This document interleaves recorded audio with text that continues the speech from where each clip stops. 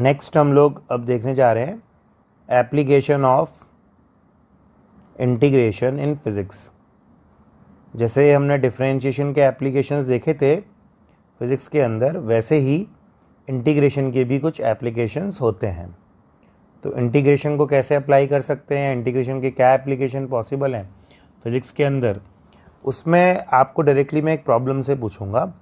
Like मैंने आपको late से क्वेश्चन दिया कि एक वेलोसिटी v है दैट इज़ 3t² - 2t + 1, और जिसमें से v का मतलब बेसिकली है पार्टिकल की velocity. This is velocity of particle. और आपसे पूछा जा रहा है find displacement of particle from t = 0 to t = 2 seconds. मान लीजिए ये क्वेश्चन मैंने आपसे पूछा कि 0 से 2 सेकेंड के बीच में कितनी पार्टिकल का कितना डिस्प्लेसमेंट कवर कर लेगा, बट वेलोसिटी फंक्शन गिवन है। आपको है ना ये सोचना है इस प्रॉब्लम में कि वेलोसिटी इंस्टेंटेनियस या वेलोसिटी का जो भी रिलेशन गिवन है वो किसी इंस्टेंट पे गिवन है, मतलब मैं अलग अलग टाइम पुट करूँगा भी अलग अलग आएगा। आप बस यूँ सोचिए कि वेलोसिटी का फॉर्मूला मैंने वहाँ पे क्या लिखवाया था, डिफरेंशिएशन में लिखवाया था dx/dt। अगर याद हो तो हमने वेलोसिटी को लिखा था dx/dt। आपको क्या निकालना है, डिस्प्लेसमेंट। डिस्प्लेसमेंट किससे रिलेटेड होता होगा, x से। x का चेंज होता होगा, बेसिकली डेल्टा x होता होगा। तो वेलोसिटी dx/dt है और डिस्प्लेसमेंट होना चाहिए x का चेंज, मतलब डेल्टा x। तो वो क्या करके ही आएगा, फॉर्मूला तो v dx/dt ही होता है। अब इस dx/dt में से dx निकालना है और x करना है उसको, तो मुझे dx का करना पड़ेगा इंटीग्रेशन। और dx का इंटीग्रेशन तभी पॉसिबल है जब मैं dx को ऐसा लिखूँ, dx = v dt। ये समझ में आना चाहिए। फॉर्मूला वही है v dx/dt, बस dx निकालना है, इंटीग्रेट करना है, तभी डेल्टा x आएगा।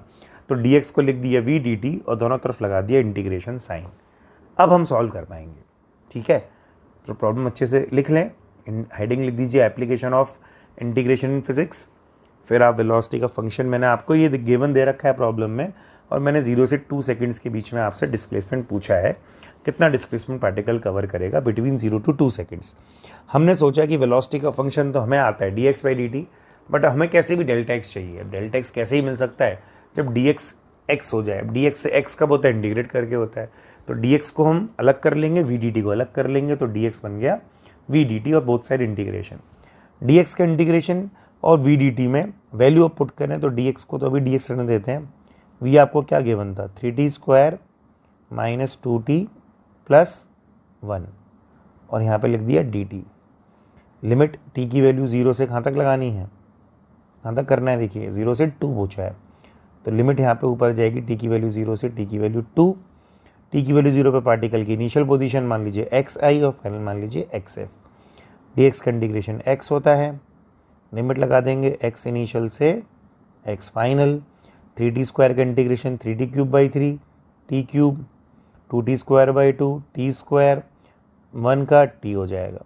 लिमिट लगा देंगे 0 से लेकर 2 सेकेंड्स तक, पुट करेंगे upper limit minus lower limit, ये हो जाएगा x final minus x initial, जो कि डिस्प्लेसमेंट होता है। तो 2³ कितना हो जाएगा, -2² + 2, जो कि सॉल्व करके कितना आ जाएगा, 8 - 4 4 एंड 4 + 2 is 6, मतलब 6 मीटर। और ये जो दिख रहा है आपको x final minus x initial, यही बेसिकली है क्या, डिस्प्लेसमेंट। तो ये हमारे पास डिस्प्लेसमेंट जैसा ही है, ना डिस्प्लेसमेंट ही है। तो डिस्प्लेसमेंट 6 मीटर हो गया। देख लीजिए v को dx/dt लिखा, जिससे dx हो गया v dt, both side integration किया, लिमिट लगाई 0 से 2, x इनिशियल से x फाइनल हो गया x में, जो कि डिफरेंस वाइज आएगा डिस्प्लेसमेंट, या x final minus x initial. तो यही हमारे पास बेसिकली क्या बता रहा है, डिस्प्लेसमेंट को बता रहा है, जो कि रिजल्ट कितना आ चुका है, 6 मीटर। ये हमारा डिस्प्लेसमेंट आ गया, ठीक है। तो ये वाला प्रॉब्लम जो है कुछ ऐसे आप सॉल्व कर सकते हैं, आंसर आ जाएगा, जो कि हमने डिफरेंशिएशन में एप्लीकेशन देखा था इस फॉर्मूले का, इसी का उल्टा कर दिया, इंटीग्रेशन में उसका एप्लीकेशन देख लिया, ठीक है। फिर नेक्स्ट करेंगे, एक और करेंगे इस पर, ठीक है। तो मान लीजिए नेक्स्ट में एक्सेलरेशन a गिवन है 6t - 3, और ये किसी पार्टिकल की एक्सेलरेशन को रिप्रेजेंट कर रहा है। This is acceleration of particle. Find velocity of particle at t is equals to 2 seconds if its initial velocity is 0.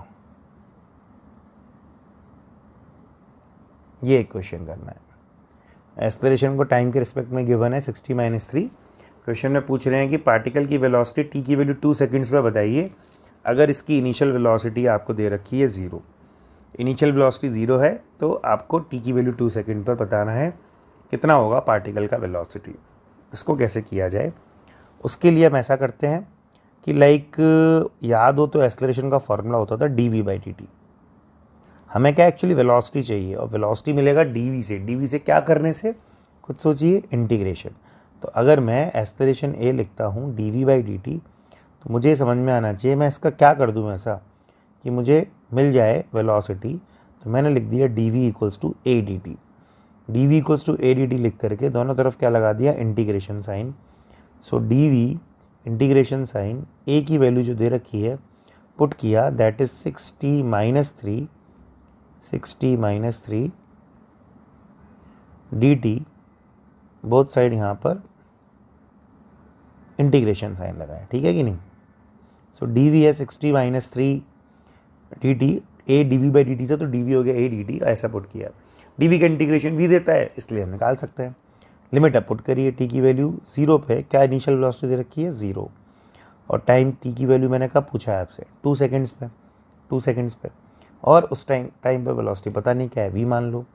dv का इंटीग्रेशन क्या हो जाएगा, v लिमिट लगाओगे 0 से v. 60 का 60² मतलब 3t² -3 × dt का 3t. और लिमिट लगा दिया आपने t की वैल्यू 0 से t की वैल्यू 2 तक. अब सॉल्व किया तो limit upper minus lower 3 into कितना लिखेंगे 2² -3 × 2. सो 12 - 6 कितना आ गया 6. सो वेलोसिटी की वैल्यू जो आ चुकी है v - 0 = 6 मतलब वेलोसिटी कितनी मिल चुकी है 6 मीटर पर सेकेंड. मतलब आप बोल सकते हो कि पार्टिकल वेलोसिटी कितनी होनी चाहिए 6 मीटर पर सेकेंड एट t = 2 सेकेंड्स. क्या किया, एक्सेलरेशन गिवन था with respect to time that is 60-3. पूछा है आपको पार्टिकल वेलोसिटी 2 सेकेंड पे कितना होगा.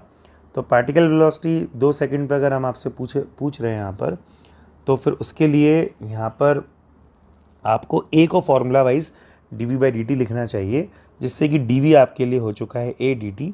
dv adt है बोथ साइड. इंटीग्रेशन वगैरह किया हमने यहाँ पर, तो जैसे ही हमने इंटीग्रेशन किया तो dv adt होने से फिर यहाँ पर a की वैल्यू 60-3 आपने लिमिट्स पुट करी. इनिशियल मतलब t की वैल्यू 0 पे v 0 गिवन है, 2 सेकेंड पे वेलोसिटी v मान लीजिए.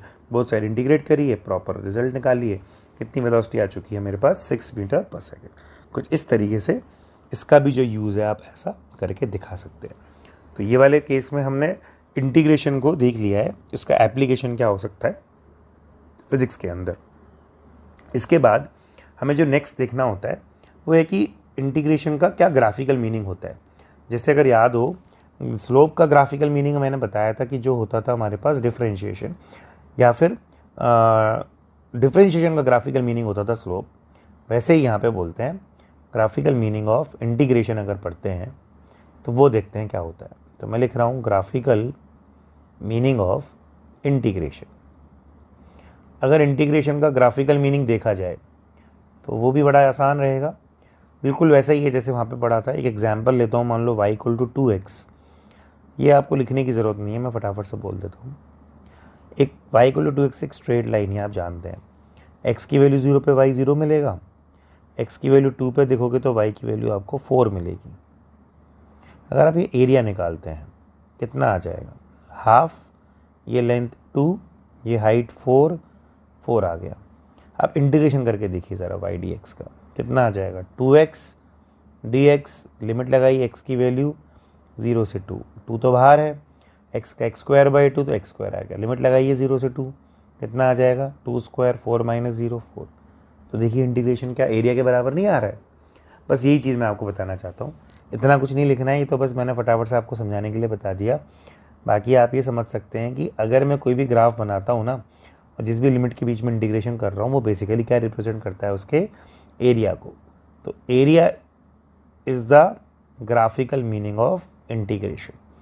तो जैसे स्लोप था वो डिफरेंशिएशन को रिप्रेजेंट करता है, वैसे एरिया किसी गिवन लिमिट्स के अंदर, उसी गिवन लिमिट्स के अंदर इंटीग्रेशन को रिप्रेजेंट करेगा। जिसको एग्जाम्पल के तौर पर हम ऐसा समझ सकते हैं कि मान लीजिए कि एग्जाम्पल में लेता, मान लीजिए y है as a function of x, कुछ भी हो सकता है, as a function of t भी हो सकता है। मान लीजिए कोई ग्राफ है उसका, ऐसी मान लीजिए कोई भी रैंडम ग्राफ है। मैंने यहाँ पर क्या किया, दो लिमिट्स ली, एक x1 लिया और एक x2, और इसके अंडर में कंप्लीट ये निकाला एरिया। ये जो भी एरिया है इसको हम बोलेंगे दिस इज एरिया अंडर, ये जो भी गिवन कर्व है, अंडर कर्व एंड आप देख सकते हैं एक्स एक्सिस, किसके बीच में निकाला है, बिटवीन x1 एंड x2।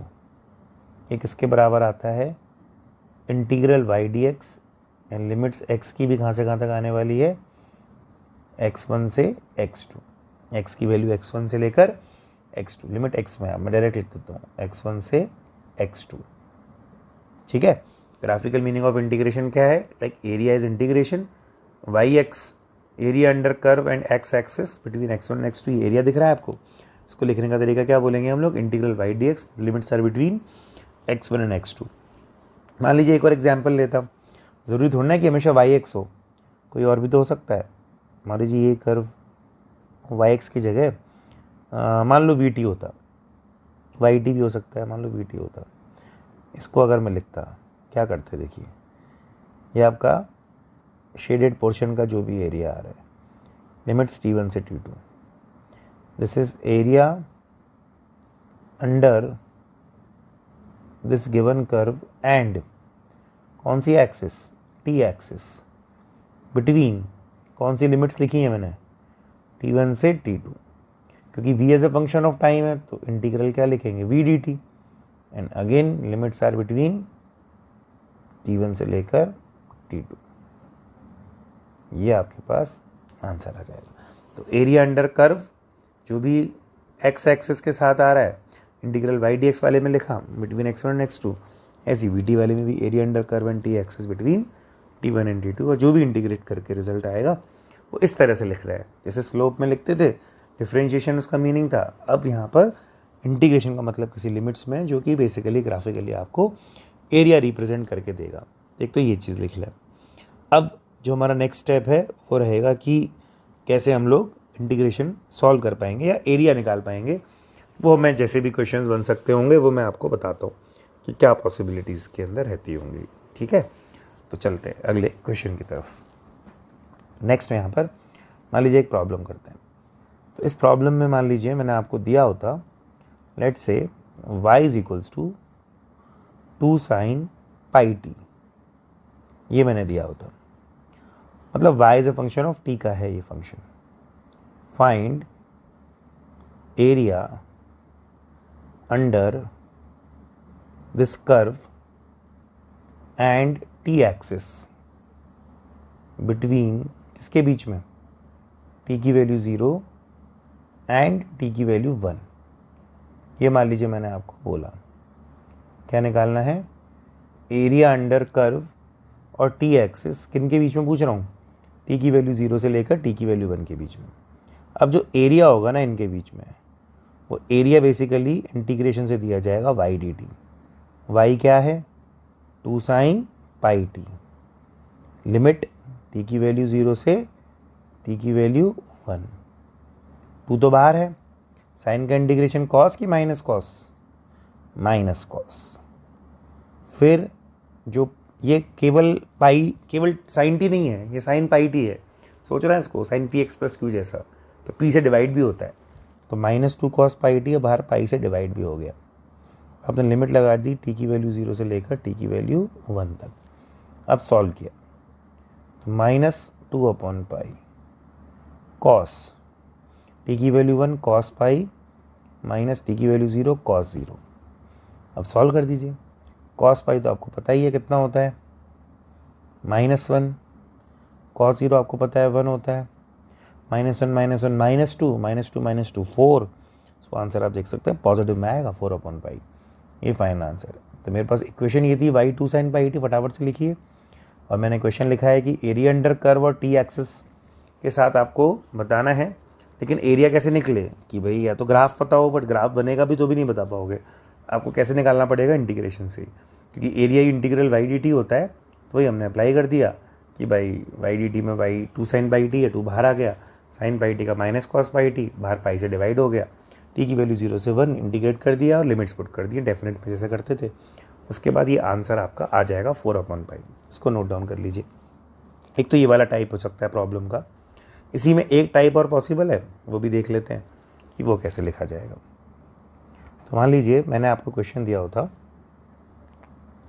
मैं उल्टा कर देता कि लाइक मैं अब आपको है ना ग्राफ दे रहा हूँ। मान लीजिए मैंने आपको वेलोसिटी टाइम ग्राफ दिया होता कुछ ऐसे, मान लीजिए एक सेकंड, ये मान लीजिए मैंने ऐसा कुछ ग्राफ दिया होता आपको। तो ये अगर मैंने ये ग्राफ दिया होता तो इसमें ये 2, ये 4 और ये अपने पास है 5, ये 6 ले लीजिए, ये 0 और यहाँ पे ऊपर लिख देते हैं 10, यहाँ लिख देते हैं हमारे पास -10। अब इंटीग्रल करना है मुझे वी डी टी, ये क्वेश्चन मार्क है, ये निकालना है आपको। कहाँ से कहाँ तक, टी की वैल्यू 0 से लेकर टी की वैल्यू 6 तक। मतलब मैं आपको इक्वेशन ना दे करके ग्राफ दे रहा हूँ और इससे मैं आपको इंटीग्रेट पूछवा रहा हूँ क्या होगा, ठीक है। तो अब आप इसको ना यूँ सोचिए कि जो ग्राफ है ना 0 से 2 के बीच में, वही एक स्ट्रेट लाइन है हॉरिजॉन्टल। तो जो हॉरिजॉन्टल लाइन है ना, उसके लिए आप पहले एक काम करें कि इस हॉरिजॉन्टल लाइन के कंटेंट एरिया को देख लीजिए कितना होगा। जो कंटेंट एरिया है इसको A1 मान लीजिए आप। फिर आप 2 से 4 देखिए, 2 से 4 में सॉरी 2 से 4 में अगर आप देखें ये वाली लाइन, उसके कंटेंट एरिया को, तो वो हो गया A2। देन 4 to 6 में आप देखें कंटेंट एरिया, जो कि ये वाला एरिया है, जिसको लिख लीजिए आप A3। ध्यान से, ये लाइन हॉरिजॉन्टल है, ये वाला एरिया हो गया। ये 2 to 4 अपने पास ये लाइन गिर रही है यहाँ पर, तो ये वाला एरिया कंटेंट। 4 to 6 में ये वाला एरिया टी एक्सिस के साथ निकालना है। 3 एरिया के नाम रख दिए मैंने, A1 A2 A3। आप निकाल लीजिए पहले एक बार क्या होगा A1 A2 A3 का मीनिंग। सो जो A1 एरिया है वो है 10 × 2 दैट इज़ 20। A2 एरिया है हमारे पास half 2 × 10 that is 10, half base side होता है। और A3 को भी निकालें अगर तो हाफ, पहले बेस लाइन देखिए 4 to 6 तो 2 हो जाएगी। हाइट अगर नीचे देखेंगे तो ये लेंथ है, कितनी है वो 10 है। सो आंसर इससे कितना आ रहा है 10। बट लेकिन एक चीज़ याद रखें कि जब भी एरिया किसी ग्राफ में निकलता है ना, तो ग्राफ में एरियाज पॉजिटिव भी होते हैं नेगेटिव भी होते हैं। एरिया को आप ये मत समझना कि मैं किसी सरफेस का एरिया निकाल रहा हूँ जो कि हमेशा पॉजिटिव ही होता है। ग्राफ में एरिया एक्चुअली रिप्रेजेंट डिस्प्लेसमेंट भी करते हैं, वर्क भी करते हैं, तो इसलिए वो एरियाज़ क्या नेगेटिव भी आते हैं। वो आपको याद ये रखना है कि इस लाइन के ऊपर वाला जो ग्राफ है उसमें एरिया कैसा होगा, पॉजिटिव। जो नीचे लिखा है उसमें एरिया क्या लिखते हैं, नेगेटिव। तो यहाँ पर माइनस लगा दीजिए। तो एरिया जो A3 है ना वो क्या हो जाएगा -10, क्योंकि वो नीचे बनाया हुआ ग्राफ है। अब आपको पता है कि जो भी इंटीग्रेशन वी डी टी होगा बिटवीन द लिमिट्स 0 से 6, वो बेसिकली एरिया होगा between these limits, and that area will be like sum of A1 A2 and A3। इन तीनों का अगर सम कर दिया जाए दैट इज़ 20, 10 और तीसरा क्या है -10। सो आंसर आ जाएगा 20। तो आप बोलेंगे कि जो टोटल एरिया है वही बेसिकली इंटीग्रेशन वाला रिजल्ट है, जो कि हमारे पास किसके बराबर आ चुका है, 20 के बराबर आ चुका है। समझ गए आप ये वाली बात। क्या करने वाले हैं हम इसके अंदर कि जब भी इससे पहले वाले प्रॉब्लम में तो मैंने velocity as a function of time दिया था, तो आपने एरिया पूछा तो इंटीग्रेट कर दिया, y as a function of time दिया था। अब मैंने ग्राफ दे दिया और इंटीग्रेशन पूछ लिया है, इक्वेशन नहीं दी, तो आपने एरिया निकाल लिया। एरिया में भी एक बात सीख ली कि जो ऊपर होते हैं एरियाज या जो ग्राफ ऊपर होते हैं उनके एरिया पॉजिटिव होते हैं और जो नीचे ग्राफ होते हैं उनके एरिया नेगेटिव होते हैं, और उन सबको ऐड कर सकते हैं विद साइन। उसके अकॉर्डिंग जो भी आंसर है ये आपके सामने है। इस तरीके से वो रिज़ल्ट आप निकाल सकते हैं। तो एक ये वाली बात भी जो है यहाँ पर आप देख सकते हैं। नेक्स्ट फिर इसमें एक और चीज़ हम सीखने वाले हैं, that is called average value of a varying quantity. तो मैं एक फॉर्मूला और बताने वाला हूँ इंटीग्रेशन में, दैट इज़ एवरेज वैल्यू कैसे निकाली जाती है किसी भी ऐसी क्वांटिटी की जो वेरी कर रही हो। तो उसका एक फॉर्मूला है जो कि हम इंटीग्रेशन में डायरेक्टली यूज़ करते हैं। तो आप average value of varying quantity को एक फॉर्मूले की तरह देख लीजिए। जैसे मान लीजिए मैंने अगर लिखा कि एक एग्जांपल जैसे y is a function of x है, तो अब इसको ऐसे याद कर लें कि अगर मुझे एवरेज वैल्यू निकालनी है y की, जिसका सिंबल ये लगा रहा हूँ, इसको हम ऐसा लिखते हैं integral y dx divided by integral dx। याद ही रखें डायरेक्टली इसको। लिमिट x की आ जाएंगी x1 से x2, नीचे भी dx में x की लिमिट आ जाएगी x1 से x2। सॉल्व जब करोगे इसको तो इंटीग्रल y dx को आप ये भी बोल सकते हो, इट इज़ एरिया अंडर जो भी ये कर्व है एंड x एक्सिस किसके बीच में, between x1 and x2 divided by dx का इंटीग्रेशन x होता है, लिमिट लगाओगे x1 से x2, तो जो आंसर नीचे कितना आ जाएगा x2 माइनस x1। तो एवरेज वैल्यू अगर वेराइंग क्वांटिटी के निकालते हैं तो y is a function of x है, तो एवरेज वैल्यू ऑफ y जो है वो इंटीग्रल y dx ऊपर इंटीग्रल dx होगा। लिमिट x1 से x2, तो x1 से x2 नीचे भी आ गया। आपको पता ही इंटीग्रल y dx का मतलब एरिया अंडर कर्व और x एक्सिस होता है, कौन सी लिमिट्स के बीच में, x1 से x2, नीचे आ गया x2 माइनस x1। इसको नोट कर लीजिए। ये लिखने का तरीका है एवरेज को, कि किसी भी चीज़ का एवरेज ऐसे लिखा जाता है अगर y फंक्शन होता है x का। बट ऑलवेज ऐसा नहीं है कि y हमेशा x का ही फंक्शन हो, ऐसा भी तो हो सकता है। पहले लिख लेना है इसको, है ना, पॉज करके लिख लें, फिर मैं नेक्स्ट आगे लिखवा रहा हूँ। तो y as a function of अगर t होता तो फिर इसको सॉल्व करते, तो एवरेज वैल्यू ऑफ y जो होगा हमारे पास वो हो जाता है integral y dt upon integral dt and limits are between t1 से t2, क्योंकि dt आ रहा है। पहली बात तो y is a function of t है, तो ऐसा लिखेंगे। और क्या लिख सकते हैं इसको, एरिया अंडर क्या लिखेंगे बताइए, this curve and t axis between किसके बीच में, t1 एंड t2। डिवाइड कैसे कर देंगे, dt का इंटीग्रेशन क्या होता है t, लिमिट लगाई t1 से t2, क्या मिल जाएगा t2 माइनस t1 मिल जाएगा ऐसा।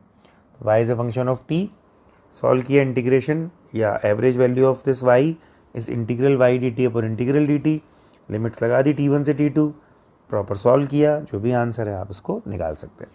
तो एक ये केस भी बन जाएगा। इस तरीके से इसको भी नोट डाउन कर लें, पॉज करके इसको नोट कर लें।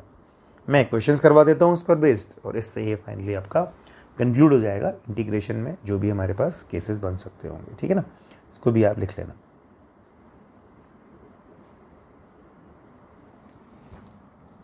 तो मैं एक क्वेश्चन दे रहा हूँ, मान लीजिए आपको, मैंने मान लीजिए गिवन दिया होता y as a function of x square, और मैंने पूछा होता find average value of y between x equal to 1 and x equals to 2।